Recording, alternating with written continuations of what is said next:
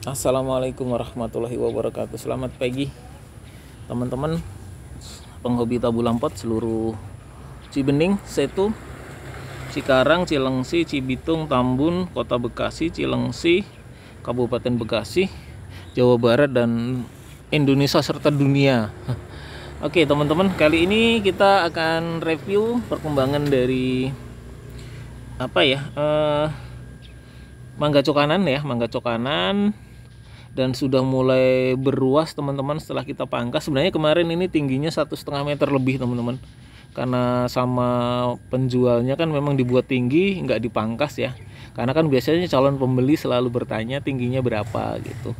Nah kalau di kami beda teman-teman ya, kalau di kami agar pendek. Nah ini kan 1 jengkal nih batang bawahnya. Nah ini kemudian entresnya kan, ini sambungannya kan di sini. Nah ini juga cuma 1 jengkal. Kemudian saya pangkas tuh 1,5 meter. Nah kemudian muncullah 4 ranting ini teman-teman, 4 ranting. Kemudian sudah mulai muncul tunas-tunas baru, maksudnya ruas-ruas baru. Ruas keduanya sudah mulai muncul, istilahnya ruas pertama ya. Nah seperti ini. Jadi nanti teman-teman kalau misalkan mau pangkasnya di sini teman-teman, di atas ruas. Nah ini di sini mangkasnya. Oke, seperti itu. Alah, awas salah. Nah, ini memang sengaja saya buang-buangin biar tidak terlalu rimbun, sehingga nanti banyak kuman, banyak hama di situ. Nah seperti ini teman-teman, kondisi terkininya adalah seperti ini. Jadi kalau udah seperti ini siap kita pindah di pot teman-teman. Cantik ya, mungkin bagi sebagian orang aduh pendek banget nih, nah, baru semi dan sebagainya. Tapi kalau bagi kami ini aset banget teman-teman. Nah aset banget. Nah nanti kalau misalkan mau pangkas bisa di ruas kedua atau ruas ini. Ini kan ruas keduanya belum muncul, baru ruas pertama teman-teman. Seperti itu ya. Jadi kalau mangga itu kan sebenarnya bandel ya, tidak perlu perawatan khusus sih. Paling yang penting kan pembibitannya kombinasi, karena kan kalau dicangkok memang agak sulit teman-teman ya. Pembibitannya kombinasi sambung pucuk atau sambung susu atau tempel. Nah ini udah kan, ini hanya 1 jengkal kan. Kemudian ini, nah yang penting entresnya ini diambil dari pohon yang sudah pernah berbuah. Nah kalau seperti itu dia udah oke sih, udah enak. Kemudian pangkas di atas ruas. Ini kan ruasnya 1, 2. Cuman kemarin telat, mangkatnya terlalu tua gitu. Ya nggak apa-apa, saya korbanin lah. Kemarin di video saya sebelumnya kan udah saya tunjukkan tingginya berapa, dan waktu saya potong juga udah saya tunjukkan ya, sampai guntingnya nggak kuat kan. Lalu kemudian muncullah 4 ranting seperti ini teman-teman. Nah ini nanti kan biasanya ada muncul lagi ruas baru, nanti kita pangkas. Tapi ya harus nunggu ini agak gelap ya. Jadi jangan hijau kemudian dipotong, nanti agak lama. Kemudian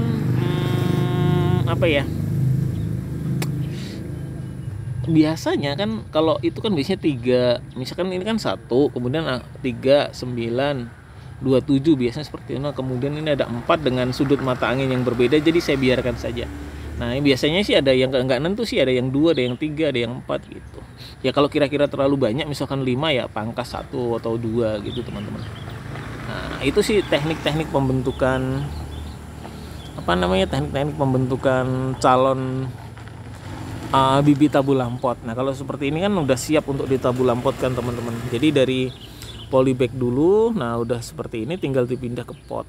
Bagaimana kalau kemudian langsung di pot? Ya nggak ada masalah sih, nggak ada masalah, nggak apa-apa. Jadi misalkan mau langsung di pot pun juga nggak apa-apa.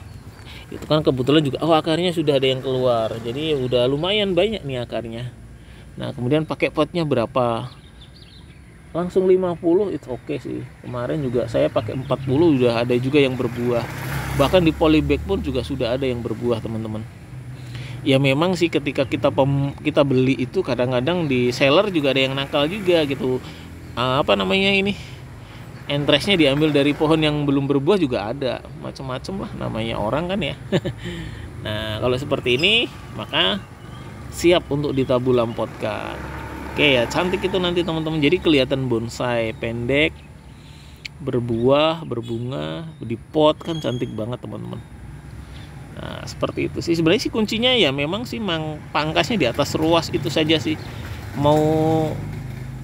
Kalau saya kan biasanya 2 ruas ya, ini kan ruas 1, ruas 2 baru saya pangkas. Cuman telat kan tadi saya cerita juga. Nah, ini nanti muncul ruas berikutnya kita pangkas di atas ruas. Tapi waktu mangkas bener-bener harus nunggu rantingnya ini agak tua dikit lah, agak gelap. Seperti itu. Nah, lepas dari itu sebenarnya nggak ada trik-trik khusus karena udah di mangga. Yang penting pembibitannya okulasi, sambung tempel atau sambung pucuk atau sambung susu. Kemudian entresnya, kuncinya di entres diambil dari pohon yang sudah pernah berbuah. Sudah itu saja. Nah, lepas dari itu agak berat sih. Nah, kalau soal pemupukan media tanam hampir paling pupuk kandang jarang pun nggak ada masalah sih. Karena ini bandel sih, maksudnya tanpa perawatan khusus pun mangga oke sih. Yang penting itu tadi ya, entres kemudian pangkas di atas ruas. Pendek, teman-teman bisa lihat di video saya sebelumnya atau di Facebook ya. Kebun Zuhdan, Kebun Hudzaifah atau Ummu Zuhdan.